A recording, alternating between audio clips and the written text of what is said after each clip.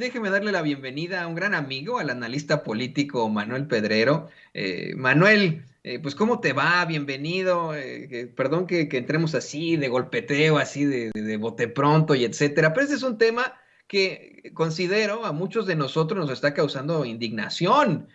Sí nos picó las costillas el presidente López Obrador al exigirle a Felipe Calderón que deje de hacerse pendejo con Genaro García Luna. Sí, estamos también cuestionándonos cuáles son las implicaciones al respecto. Se lo hemos preguntado una y otra vez, especialmente porque estamos hablando de sentido común. Tenemos un Felipe Calderón que cuando le plantean el tema a Genaro García Luna, siendo él su mejor amigo con el que jugaba gocha en Los Pinos, con el que jugaba las escondidillas, pues que esté hoy detenido acá en Estados Unidos, acusado nada más y nada menos, ¿no? Que por el Departamento de Justicia de conspirar para traficar cocaína, pues vamos, de recibir millones de un cártel de la droga. ¿Cómo es posible que él diga que no sabía, que tendrán que demostrarle todo esto a Genaro y etcétera? ¿Cómo es posible que nadie le haya dicho sobre este sujeto? ¿Por qué lo nombró? ¿Cómo es que no se dio cuenta? Son preguntas que no solamente se hace el presidente López Obrador, nos hacemos muchos mexicanos y son preguntas por sentido común, pero te saludo primero con mucho gusto, Manuel. Te saludo con mucho gusto, Toño. Un honor, como siempre, estar aquí en Sin Censura en estos 6 de enero. Feliz Día de Reyes a todas y a todos los que nos están sintonizando. Recordar que nos deben de apoyar con esa manita para arriba para promover la transmisión y romperle el algoritmo a YouTube para que lleguemos a más gente y que lleguen las notificaciones a Sin Censura. Sí, Toño, mira, Calderón tiene 2 vías o 2 escenarios. Uno que ya empleó para empezar a argumentarse como inocente. Mira, después del el arresto de Genaro García Luna y de estar siendo pues prácticamente enjuiciado por el juez Ryan Cohen, que casualmente en este sistema, en este mundo, resulta ser que es el mismo juez que le dictaminó la sentencia al narcotraficante más buscado de todos los tiempos, y es Joaquín Guzmán Loera, un personaje que encabezó la lista de los hombres más buscados de todo el planeta y que particularmente se le vincula al secretario de Seguridad, donde amplió su territorio, expansión, poder político, economía de los narcotraficantes de todo el país y de los principales cárteles mexicanos, obviamente refiriéndose a Joaquín Guzmán Loera.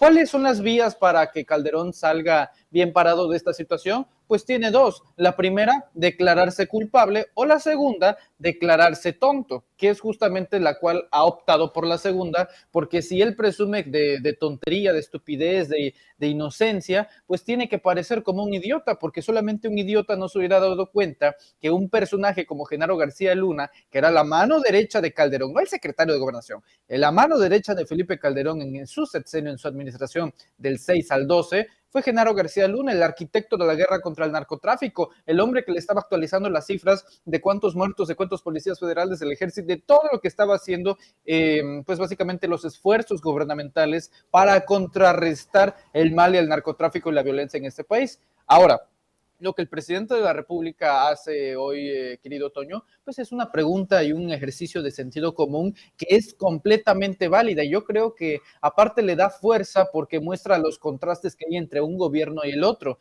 En este gobierno, Toño, hoy, ante millones de personas, el presidente López Obrador admite que no hay cosas del todo agradables para el gobierno. Por ejemplo, el tema de la inflación, que bien, yo creo que el presidente no debería de ser tan rudo consigo mismo, pero pues al final lo es, porque dice, bueno, no estamos incluso un poquito más altos que Peña y Calderón, aunque se debe a fenómenos y a factores externos. Sin embargo, es algo que él lo ve como una área de oportunidad para mejorar. El tema de los homicidios, es un gobierno que tiene autocrítica y lo hace desde el púlpito presidencial, lo hace justamente desde la tribuna de la conferencia mañanera, mientras que en el pasado y hoy todavía en el presente los expresidentes y cuando ostentaban el poder pues todo era color de rosas, no había absolutamente nada mal, todo iba bien e incluso hasta el día de hoy un Felipe Calderón presume inocencia, pero con un pequeño problema: pasar como estúpido. Yo no le creo ni que sea inocente ni que sea estúpido. Yo creo que es un personaje moderno que institucionalizó el genocidio a través de Genaro García Luna, Toño, y a través de muchos más. No hay que olvidar, Iván Reyes Arzate, él ya se declaró culpable en los Estados Unidos, Luis Cárdenas Palomino, detenido en el Estado de México, arrestado por casos de tortura. Todos los caminos llevan a Felipe Calderón Hinojosa y no le queda mucho tiempo si es que nos ponemos a pensar en todos los hilos conductores de la justicia, tanto de este lado de la frontera como en Estados Unidos, Toño. Y le pido a don David que nos grabe, querido Manuel, esto que mencionas y que, bueno, obviamente plantea el presidente López Obrador es extremadamente fuerte. Es algo que es devastador precisamente para Felipe Calderón. Sí, en efecto, hay una diferencia absoluta entre el presidente López Obrador y Felipe Calderón. Constantemente señala el fraude del que el fraude que encabeza Felipe Calderón en 2006, con el que le quitan la presidencia al presidente López Obrador, para la redundancia, bueno, en ese entonces todavía candidato, y hay constantes enfrentamientos de uno y otro. Tenemos un Felipe Calderón muy activo en las redes sociales, pero creo que además de esta exigencia de que se deje de hacer pendejo y que nos diga pues la realidad al respecto de Genaro García Luna, que cómo es posible que no sabía y etcétera, creo que el planteamiento que hace el presidente López Obrador sobre los baños de pureza de Calderón es devastador. Es una realidad clara, ¿no? Tenemos un Felipe Calderón que incluso va a la COP26 asegurando que es muy ambientalista y etcétera, bueno, pero toma ese avión que gasta turbocina y que emite una serie de situaciones terribles al medio ambiente, por ejemplo. Tenemos un Felipe Calderón que habla con mucha autoridad supuestamente de seguridad pública, cuando en sus sexenios se abrieron las puertas del infierno para todos los mexicanos, y fue cuando comenzó esta andanada de homicidios de forma terrible, incluso llegan a desaparecer pueblos enteros en el norte del país, tantas y tantas situaciones. Hoy vemos un Felipe Calderón luchador por los derechos civiles, según esto, ¿no? Un estratega en seguridad, una persona que anda privilegiando constantemente la libertad de expresión cuando se trata de Loretito, ¿no? De situaciones de ese estilo. La verdad, si me lo preguntas a mí, pues esto es devastador, ¿no? El hecho de que le diga, a ver, te estás dando baños de pureza cuando eres el más cochino, Calderón, ¿no? Otra pregunta, Toño. Si tú fueses Calderón, pues, ¿qué más harías? Está obligado a tener este tipo de comportamiento, este tipo de actitud del puro, del santo, porque pues de otra manera, si se queda en el anonimato y se queda en silencio, simplemente es prolongar el sufrimiento nada más que sin decibeles mediáticos. Y si toma esta apertura de ir a, pues, no, que el cambio climático, dando ahí conferencias en España y pues básicamente él dando pseudocátedras de seguridad, cuando mi Policía Federal, bueno, tú, ¿con qué valor, con qué autoridad? Olvídate tú la moral, sino el político puede decir que hubo resultados eficientes cuando el gobierno más poderoso de todos los tiempos, que es el de los Estados Unidos, dije gobierno, no imperio, el gobierno de los Estados Unidos, tiene un personaje que es justamente el hombre que se encargaba de su círculo cercano en torno a la seguridad. Fíjate que este tema despierta varias dudas. Por ejemplo, aquí nuestra amiga que está en el chat que se llama SilGS pregunta, ¿pero cuándo procesan a Genaro García Luna? Aunque esté en Estados Unidos, no se ve nada claro. Concuerdo que puede ser bastante frustrante la espera, sobre todo considerando que arrestaron a Genaro García Luna en diciembre de 2019, Toño. Pero en este caso particular, si vemos el seguimiento, hay varios factores positivos que nos pueden presagiar un resultado alentador en torno a la justicia para nosotros como mexicanos. El primero ya lo di, y es que quien está llevando este caso es Brian Cogan, el juez Brian Cogan, quien con antelación ya había, lo he dicho otra vez, lo vuelvo a decir, que en juicio a Joaquín Guzmán Loera, el Chapo Guzmán. Número uno. Número dos, ¿por qué se ha prolongado tanto las audiencias, se ha prolongado tanto el juicio? Bueno, si mal no me equivoco, querido Toño, tal vez tú me puedas corregir si tengo el dato inexacto, pero creo que el juicio ya tiene una fecha determinada para este año y va a ser en octubre de 2022. Y número tres, debido a que se declaró culpable Iván Reyes Arzate, por eso la Fiscalía de Estados Unidos, ¿no?, de Nueva York pidió ahí una prolongación para recabar más pruebas, porque debido a ese juicio, a esa declaración de que se pues autodenomina culpable Iván Reyes Arzate y los vínculos que puede tener con Genaro García Luna, que al mismo tiempo se declara inocente, es una oportunidad para recabar más pruebas, ya sea de índoles audiovisual, fotografías, imágenes, videos, firmas, evidencia testimonial, evidencia audiovisual de él y cualquier índole, para pues básicamente amarrar con un buen juicio a Genaro García Luna. Es exasperante, sin duda, estar esperando tanto tiempo, pero si cae Genaro García Luna y se demuestra que es culpable en Estados Unidos, pues eso ya establece el precedente de que Felipe Calderón tenía un criminal como secretario de Estado y no en cualquier secretaría, sino en la que se supone que tenía que velar por la defensa de las y los mexicanos. Ahora, ¿qué es lo que pasa si en determinado momento Genaro García Luna ve que todo está perdido, que la defensa y los abogados de Genaro García Luna ven que no hay salida? Entonces, ¿qué es lo que se puede negociar? Bueno, la reducción de la condena, que es presuntamente lo que se debería de estar pasando aquí en México con Emilio Lozoya. ¿Cuánto se está pidiendo? En este caso, la pena máxima. Pero ya, ¿cuánto se podría pedir? Si se declara culpable, pueden reducírsela a través de testigos protegidos, colaboraciones, etcétera. Entonces, yo creo que tiene dos opciones Genaro García Luna. No me gusta reducir estas situaciones tan complejas a decisiones binarias, pero es o habla y entrega al jefe, que es Felipe Calderón, y se le reduce la condena, o va a prisión y le dan una muy buena sentencia y a lo mejor de ahí no sale, Toño. La verdad es una situación bastante complicada y el juicio de la historia al final va a ser el que más apele, porque ¿cómo crees que se van a sentir los hijos o los familiares de García Luna? Que, tu papá era un delincuente, era un narcotraficante y es un hombre que básicamente ensangrentó al país. Yo creo que ese va a ser el juicio más doloroso, el juicio de su nombre, de su apellido, porque ahora su descendencia va a cargar sabiendo que su antepasado era un delincuente. Así es, y eso que dices es terrible, qué fuerte, imagínate, ¿no? Al hablar de nuestros antepasados, muchos de estos con familias de pasados delincuenciales, hoy los tenemos desafortunadamente en grandes puestos, pero ese es tema para otro momento, mi querido Manuel. ¿Qué te parece que vamos a un tema también escabroso? Y le pido a don David que nos grabe. Se plantea que el extitular de la Unidad de Inteligencia Financiera, Santiago Nieto, tiene cuatro, no una ni dos, cuatro carpetas de investigación en la Fiscalía General y que hay incluso una contra su esposa, Carla Humphrey. Estamos hablando de un hombre que pasó de ser uno de los principales representantes de la Cuarta Transformación, uno de los más honrados, reconocidos, y que hoy pues se enfrenta a esta ignominia, mi querido Manuel. Así es, Toño. Mira, una situación bastante complicada. Debo decir que un excelente artículo, reportaje, investigación que hace la periodista de Sin embargo MX, Romina Gándara, ¿no? Yo en lo personal la admiro bastante. Y en efecto, la Fiscalía General de la República tendría 4 carpetas de investigación contra Santiago Nieto, en donde precisamente una estaría incluyendo a su actual esposa, Carla Humphrey. Mira, esta situación deriva de un conflicto que en una primera instancia era un conflicto interno interinstitucional entre la Fiscalía General de la República y la dependencia de la Secretaría de Hacienda, la Unidad de Inteligencia Financiera, que en aquellos lejanos entonces pues ya dirigía Santiago Nieto y ahora la dirige Pablo Gómez, pues donde había varias confrontaciones, varias diferencias en torno a las metodologías.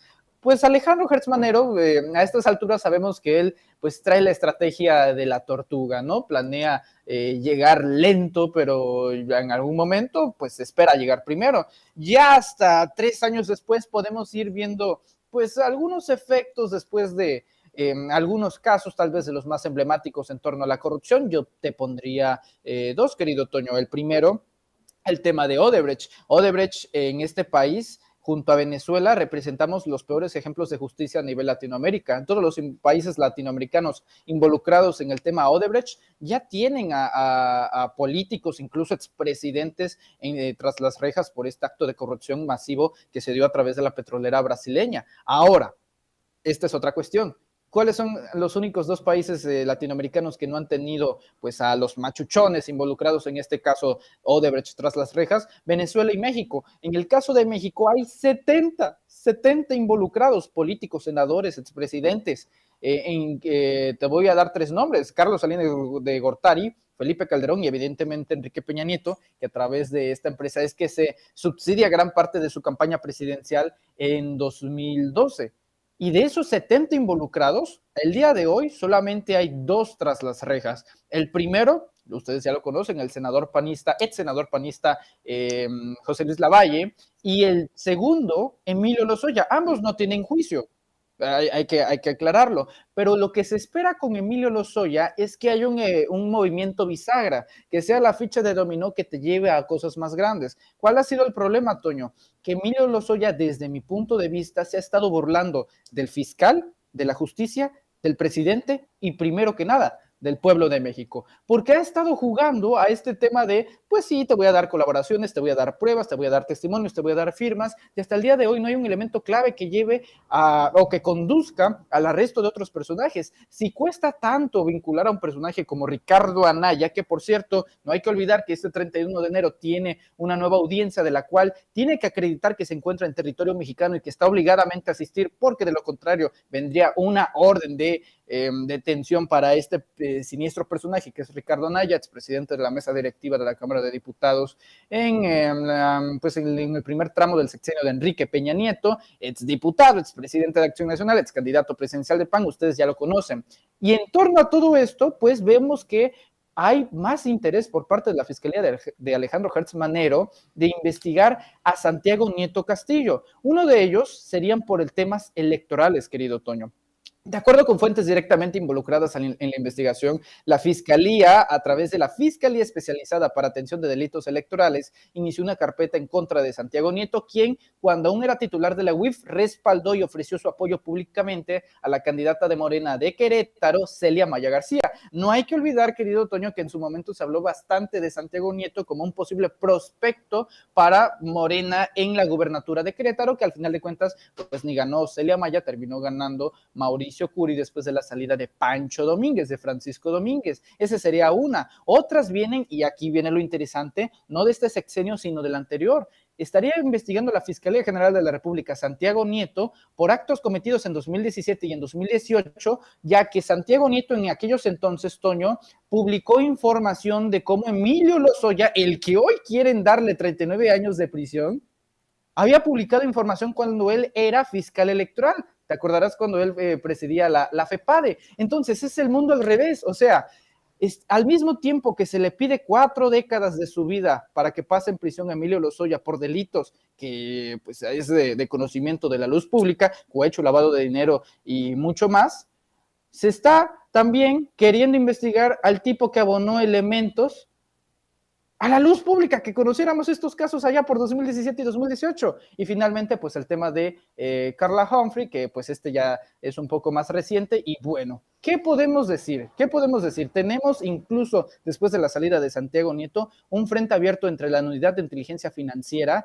y la Fiscalía General de la República. Yo tomaré 2 declaraciones de ambos para que nos demos cuenta de que el conflicto es real. Alejandro Hertz Manero en 2020 hizo una queja ahí en una conferencia, en un foro latinoamericano, diciendo que en México había institutos que no respetaban la presunción de inocencia, ni modo que no hablara de su propia fiscalía. Se refería a la Unidad de Inteligencia Financiera de Santiago Nieto. Y Santiago Nieto hace unos semanas, ni siquiera meses, semanas, le preguntan, ¿tiene algún conflicto con el fiscal Alejandro Hertz Manero? Y él dice, de mi parte, no. De su parte, según Santiago Nieto, pues no tiene nada que declararle, nada que decirle a Alejandro Hertz Manero, lo que nos hace intuir que estos frentes de batalla vienen justamente pues por asuntos legales de Hertz Manero hacia Santiago Nieto Castillo. Y finalmente la cereza del pastel, los 2 periódicos más importantes de México, el Reforma y el Universal, al mismo día publican acusaciones tanto de Alejandro Hertz Manero por 100 millones de pesos en Rolls Royce y autos, y Santiago Nieto Castillo en el Reforma que por 4 propiedades de un préstamo, de un crédito que solicitó. Es una guerra y una batalla campal. Estamos viendo, pues no sé si ya se reduzca a algo personal, pero sí, es bastante carne interesante en este asunto de Hertz Manero y Santiago Nieto Castillo. No sé qué opines tú, Toño, pero yo sí veo un fuerte hilo, ya no institucional, sino personal entre estos 2. Opino que desafortunadamente en medio de esta situación que a lo mejor y podría incluso resultar personal y que es personal dentro de las esferas del poder, lo desafortunado es que en medio de todo esto estemos nosotros los mexicanos. No debería existir este tipo de situaciones y en efecto tienes toda la razón, Manuel. Hay una clara idea de pues diferencias entre Santiago Nieto y Emilio Lozoya desde que estuvo Santiago Nieto al frente de la FEPADE. Eso es algo que no se puede ocultar, pero que en efecto es el primero de los que comienzan a hacer los planteamientos, no solamente de las finanzas de Emilio Lozoya, sino de lo que ocurrió con Odebrecht durante la campaña de Enrique Peña Nieto. Querido Manuel, ¿por qué no nos compartes tus redes sociales? Porque la gente está, pero con esto, haciendo muchas preguntas, queriendo comunicarse contigo, hablan de este golpeteo. Compártenos tus redes sociales, dónde te pueden ver, dónde te pueden escuchar, tu canal, querido Manuel. Claro que sí, querido Toño. Bueno, como sabes y como siempre te lo digo, siempre es un honor compartir mesa contigo, sabes que te aprecio bastante y decirle a la gente que le siga dando like. Estamos viendo que últimamente pues nos andan escondiendo ahí en YouTube los canales de Sin Censura. Recuerden activar la campanita y cada vez que usted da like, eso ayuda a promover la transmisión. Así que cerciórese de dar su like, nos ayuda y abona bastante y lo mejor es que es totalmente gratis. Como siempre, Toño, nos pueden encontrar en nuestros canales personales, en el canal de YouTube Manuel Pedrero. A las 4 de la tarde tenemos nuestra transmisión de Sin Máscaras, el noticiero con Hans Salazar, y a las 8 tenemos el Notifierro. Nos vemos a las 8 de la noche en el Notifierro, también en nuestro canal personal Manuel Pedrero. Así que por lo pronto, si nos buscan, ahí nos encuentran, querido Toño. Yo me despido, le envío un fuerte abrazo a Ceci, a don David, por supuesto a ti y también al pueblo de Sin Censura. El placer y el gusto, el privilegio es nuestro, querido Manuel, de tener a una persona como tú, a un joven extremadamente destacado, con un coeficiente intelectual muy avanzado, que está ya haciendo pues, un hito en nuestra historia como mexicanos. Muchas gracias, querido Manuel. Nos vemos la próxima. Abrazo fuerte, feliz Día de Reyes.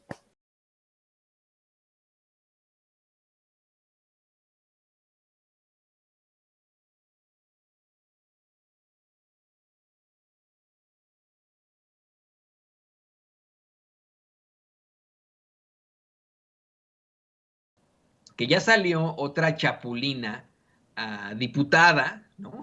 a dejar su partido para pasarse a otro con tal de buscar una candidatura a una gobernatura. Me refiero a la diputada Laura Fernández, quien dejó el Partido Verde Ecologista de México, parte de esta alianza, de la alianza Juntos Haremos Historia, y que buscará la candidatura al gobierno de Quintana Roo por el Partido de la Revolución Democrática. Bueno, eso se llama Nacidos para Perder, ¿no? Y déjame le comparto una nota que publica la redacción de La Razón, así se llama este medio de comunicación. Dice, la diputada federal por Quintana Roo, Laura Fernández Piña, dio a conocer su salida del Partido Verde y su adhesión a la bancada del PRD, así como su interés por ser candidata a la gubernatura del estado. A través de un comunicado destacó que confía en que Quintana Roo se conformará una amplia coalición de partidos en la que participarán PRD, PAN, PRI, Fuerza por México y otros institutos políticos.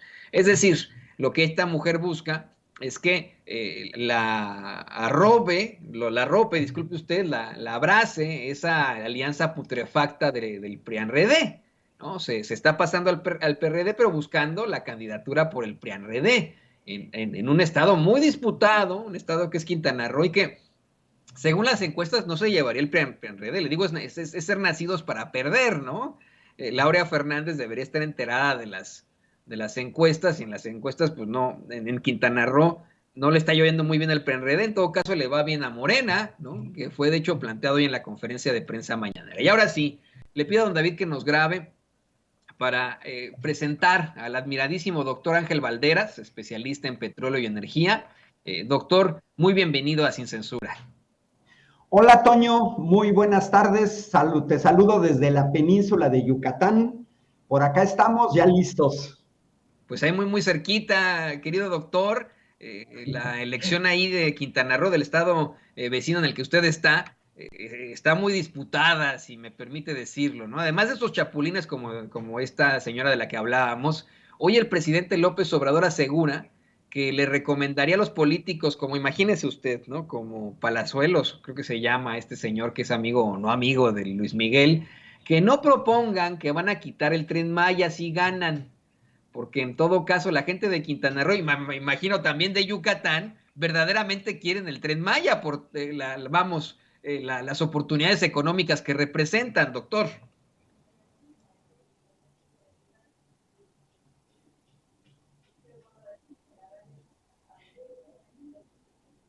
Como que se fue el sonido.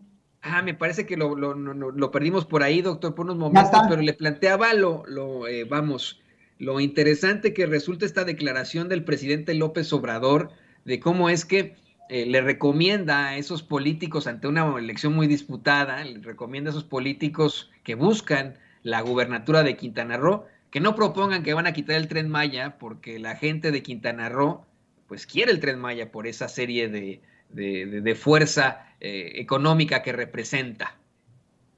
Fíjate, Toño, que yo estuve en Quintana Roo en noviembre. Vine a dar unas pláticas sobre la reforma del sector eléctrico y ahorita estoy en Yucatán exactamente para lo mismo. Apenas termino la transmisión, viajo para Mérida, porque mañana comienza una serie de pláticas en municipios de Yucatán sobre la iniciativa de reforma del sector eléctrico nacional. Y me he dado el tiempo moviéndome de una ciudad a otra, por ejemplo, ahorita estoy en Valladolid, de platicar con la gente en los mercados, en la calle, los meseros, la gente que trabaja, la que te encuentras en un jardín, y en realidad es increíble porque a diferencia de lo que se ve desde el centro del país, acá la gente quiere el Tren Maya. La gente no lo objeta, lo ven, como señalabas tú al inicio, una gran área de oportunidad. Hasta el momento se han generado 90,000 empleos, y eso que apenas van 81 kilómetros de terraplén, 15 pasos vehiculares, 58 obras de drenaje transversal, y ya se están viendo los beneficios en términos de trabajo. Hay que ubicar, Toño, y la gente que está siguiendo esta transmisión, que el Tren Maya se inserta dentro de estos grandes proyectos de desarrollo del sureste mexicano, largamente olvidado por el neoliberalismo. Está el corredor interoceánico que va de Coatzacoalcos a Salina Cruz, está la refinería de Dos Bocas en Paraíso, Tabasco, y el Tren Maya.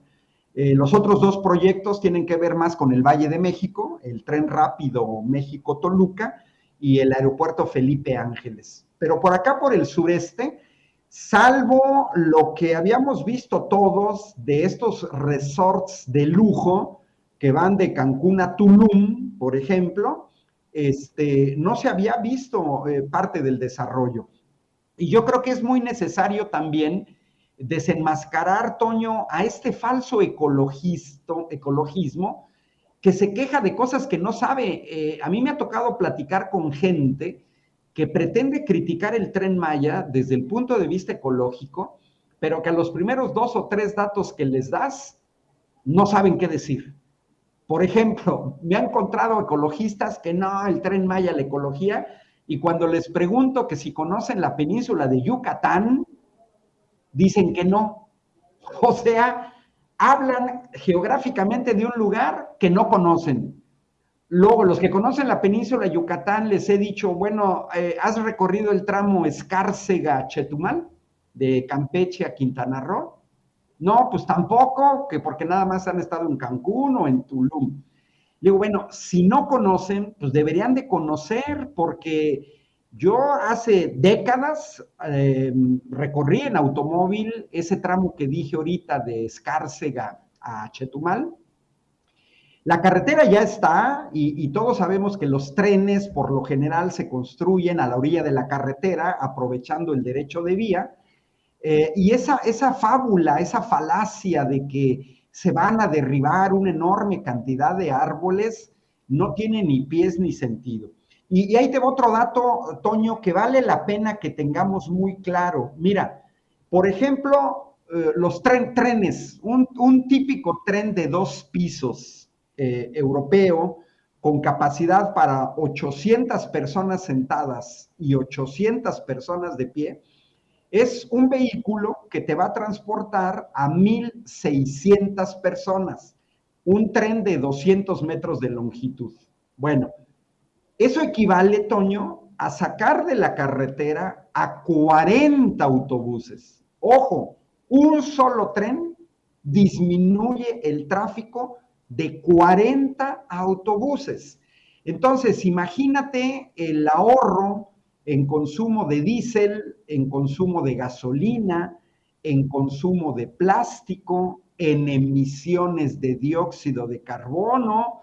Simplemente pensemos que en un día, 5 trenes nada más, 5 trenes que te puedan transportar a 8,000 personas, estaría sacando de la carretera diariamente a 200 autobuses. Y bueno, todos los que hemos viajado en tren, podemos constatar que es un vehículo más seguro, muy pocos accidentes de tren, a diferencia de lo que sucede en las carreteras. Puedes transportar personas y mercancías. Es un transporte más cómodo, es un transporte más rápido, no tienes que pasar por semáforos ni por cruces carreteros, las mismas obras de infraestructura, no tienes que estar haciendo permanentemente pasos a desnivel. Por ejemplo, ahorita pasar por Playa del Carmen o pasar por Tulum, pues ves las grandes obras de infraestructura que se tienen que hacer, que son puentes para el movimiento de vehículos. Entonces, Toño, me parece que tienes razón. La gente acá de Yucatán, de Quintana Roo, en Campeche sí no he estado, pero están con el Tren Maya. O sea, tienen clarísimo que es un proyecto que es totalmente benéfico para la gente que vive acá. Y yo estoy también muy claro con eso. Si está yendo por la misma vía que ya existía y si definitivamente va a estar llevando empleos, fortaleza económica, pues yo no le veo el caso al golpeteo. Es obviamente político. Yo estoy convencido, doctor, que el presidente López Obrador se está inspirando pues, la forma en la que el gran Franklin Delano Roosevelt sacó adelante a este país, a los Estados Unidos, apostándole a las obras de infraestructura y con eso creando empleos, creando oportunidades. Ya quiero yo ver a esos que se quejan usando el Tren Maya próximamente. Pero mire, ¿qué le parece que cambiamos de tema? Un tema también que es muy fuerte y que tenemos que tocar. Le pido a don David que nos graben esto, doctor. Ahora que el presidente López Obrador volvió a mostrar su confianza en el fiscal general Alejandro Gertz Manero, pues no nos queda más que preguntarnos si ante los últimos acontecimientos termina por preferirlo a él que a Santiago Nieto. Hoy que se da a conocer en la revista Sin embargo, que supuestamente Santiago Nieto tiene 4 carpetas de investigación en su contra, una de estas incluida su esposa Carla Humphrey. Pues hay que hacer el planteamiento. ¿Está prefiriendo ya definitivamente y absolutamente el presidente López Obrador a Gertz Manero que a Santiago Nieto?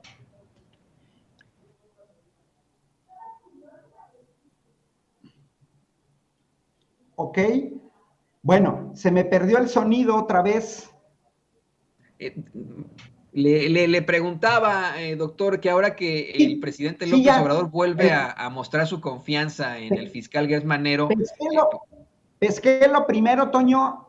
Sí, mira, yo creo que hay que tomar en cuenta que otra cosa que ha cambiado con el gobierno de la 4T y que no habíamos visto, por ejemplo, a la gente más joven, hace ratito que platicabas con las economistas, una de ellas señalaba la deuda del FOBAPROA y hablaba de que la gente más joven no reconoce en muchas ocasiones o no sabe a detalle este tipo de situaciones que ocurrieron en 36 años de neoliberalismo. Entonces, yo creo que en el caso del Poder Judicial y de la Fiscalía, también no estábamos acostumbrados, mexicanas y mexicanos, a que en realidad tendrían que son poderes autónomos. La Fiscalía es autónoma, tiene que hacer su trabajo, no puede recibir órdenes del Poder Ejecutivo, lo mismo el Poder Judicial, y lo hemos visto hoy con los obstáculos que el Poder Judicial ha establecido a proyectos de la 4T, tan solo el ejemplo de la ley de la industria eléctrica, cómo fue detenida por jueces como Juan Pablo Fierro. Entonces, no estamos acostumbrados a que un poder actúe en equilibrio a otro. Esto no quiere decir que se tenga razón o no. Yo creo que el trabajo de la fiscalía es muy delicado, es extremadamente delicado, porque, Toño, si no se arma una carpeta de investigación bien hecha, vamos a ver lo que hemos visto en muchos años pasados, en donde tú puedes detener a una persona, en donde puede haber incluso indicios muy consistentes de desvío de recursos, de robo de dinero, pero que después vemos que la persona sale liberada. Lo vimos con Javier Duarte en un primer momento, lo vimos con César Duarte, exgobernador de Chihuahua, y la verdad creo que las investigaciones judiciales requieren paciencia, requieren un trabajo muy fino. Hay que tomar en cuenta que las grandes investigaciones, por ejemplo, contra la mafia en Italia, la operación Lava Jato en Brasil, operaciones que se han hecho en Alemania, por ejemplo, para investigar la falta de pago de impuestos de grandes corporaciones, pues, Toño, se llevan 10 años. O sea, no es fácil, porque también hay que tomar en cuenta dos factores que tenemos que tener en cuenta. Uno, ¿hasta dónde viene la colaboración real de las personas detenidas?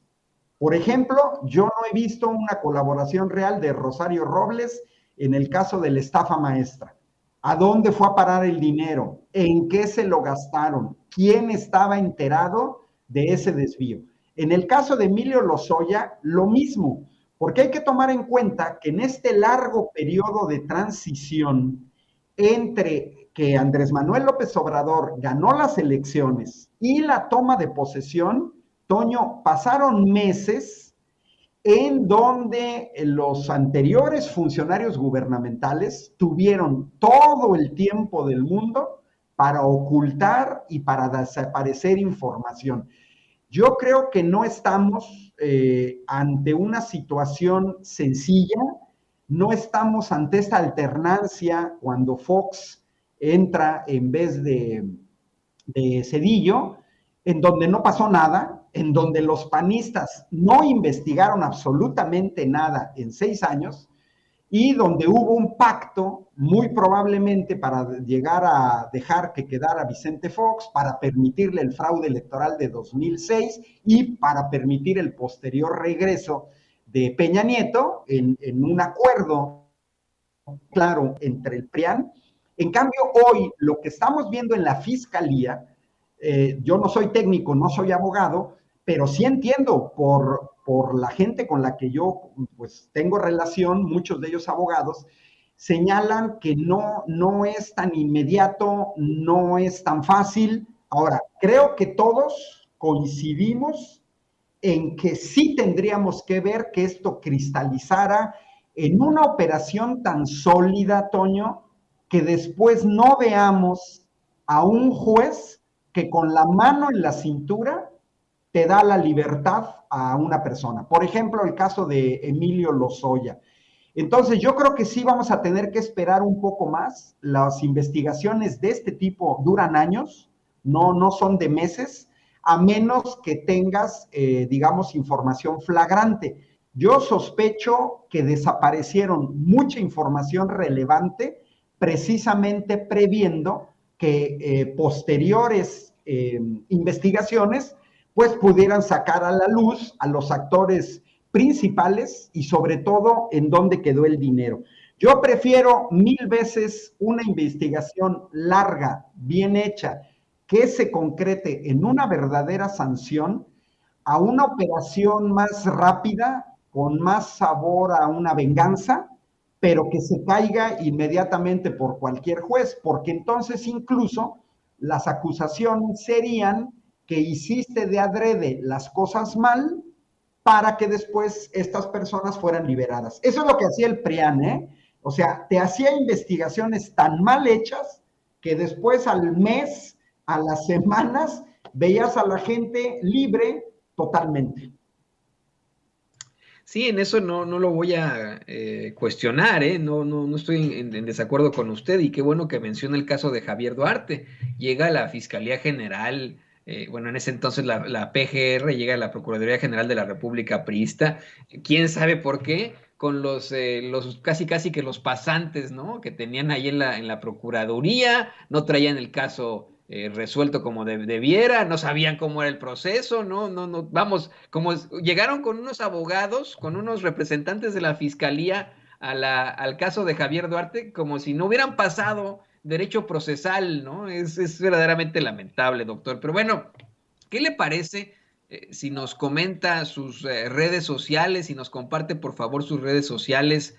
Ahora aquí en Sin Censura también hay pues una serie de planteamientos muy interesantes de nuestro público consentidor en nuestros chats y quieren ponerse en comunicación con usted. ¿Cómo no, Toño? Mira, normalmente anuncio, es muy sencillo, todas mis redes sociales llevan el mismo nombre, Ángel Valderas, me pueden encontrar en Twitter, me pueden encontrar en YouTube y me pueden encontrar en Facebook. El vehículo que más utilizo para promocionar las conferencias que doy, los foros en los que participo, es Facebook y Twitter. Y de una vez aprovecho, Toño, que me des chance de hacer un comercial. Todos los jueves, hoy es jueves, de 8 a 9 de la noche, en las redes sociales del Instituto Nacional de Formación Política de Morena, estoy conduciendo la serie La Luz de la Reforma, en donde hoy vamos a tener como invitado al ingeniero Morales Bielma, que es el director de Planeación Estratégica de Comisión Federal de Electricidad, y cada jueves de 8 a 9 de la noche en vivo pueden seguir estas transmisiones que me parecen relevantes sobre la iniciativa de la reforma del sector eléctrico nacional. Y las pueden ver en manera diferida en cualquier momento. Así es que, pues ahí me encuentra, Antonio. Muchas gracias por el espacio. Gracias a la gente que nos sigue aquí en Sin Censura. Gracias a la gente que sigue apoyando a Sin Censura con sus likes, con la suscripción, pues porque me parece que hay que seguir manteniendo estos espacios donde verdaderamente se discute y se discute en serio. Así es, aquí se discute en serio, aquí damos las opiniones como deben de ser. No sé si como deben de ser, doctor, pero con toda la fuerza de nuestro propio espíritu crítico. Fíjese que estoy leyendo ahí unos mensajes que me parecen, pues son medio plantados por parte de la Fiscalía General de la República o de alguien que es muy cercano al fiscal general Gertz Manero, porque constantemente me pone ahí, aprende al doctor Valderas, Toño, aprende lo que te cerró la boca el doctor Valderas. Yo no sé en qué me haya cerrado la boca el doctor Valderas. Estamos platicando de una, pues, una paciencia que debe existir ahí frente a la Fiscalía General de la República. No entiendo a qué se refiere Antonio Ramírez, que constantemente hace este tipo de planteamientos. Digo, miren, muy interesante que sea uno tras otro mensaje, ¿no? Ahí uno se da cuenta que se trata de, pues, situaciones planteadas, ¿no? Para ejercer una idea y que, pues, es una defensa. Aquí el doctor Ángel Valderas no está defendiendo a Gertz Manero, lo quiero dejar muy claro. Está defendiendo que se necesita tiempo para hacer planteamientos fuertes acerca de la Fiscalía General de la República para que puedan llegar a buen puerto las investigaciones. Pero bueno, pues aquí tenemos a los defensores de Gertz Manero, como mi tocayo que nos escribe por ahí, a Antonio Ramírez. Pero como siempre, doctor, yo le admiro muchísimo y espero poder volver a compartir este micrófono con usted. Un gran abrazo, Toño, hasta Estados Unidos, desde la península de Yucatán, y nos vemos a la próxima. Nos vemos a la próxima. Me encantaría estar ahí en la península de Yucatán, imagínese, pero bueno. Amigos, amigas, regresamos en breve, pero mientras seguimos hablando sin pelos en la lengua, sin censura, usted puede suscribirse a nuestros 3 principales canales en YouTube. Sin Censura Media, en donde tenemos más de 1.600.000 suscriptores, Sin Censura TV, en donde tenemos más de 1 millón de suscriptores, y en Sin Censura Presenta, en donde queremos llegar muy pronto a los 100,000 suscriptores. Si usted ya está inscrito en Sin Censura Media, suscríbase en Sin Censura TV. Si ya está suscrito en Sin Censura TV y Sin Censura Media. Suscríbase a Sin Censura Presenta. Recuerde que es gratis, no tiene que sacar un solo centavo de su bolsillo para apoyarnos. Dele clic en la campanita para que los señores y señoras de YouTube envíen las notificaciones cuando estemos transmitiendo en vivo y en directo o estemos subiendo videos. También nos puede seguir en Twitter en @Vicente Serrano y hasta en Instagram. Ojo, también estamos en Instagram. Son nuestras redes sociales y con el apoyo de ustedes seguimos creciendo, porque con ustedes todo, sin ustedes nada.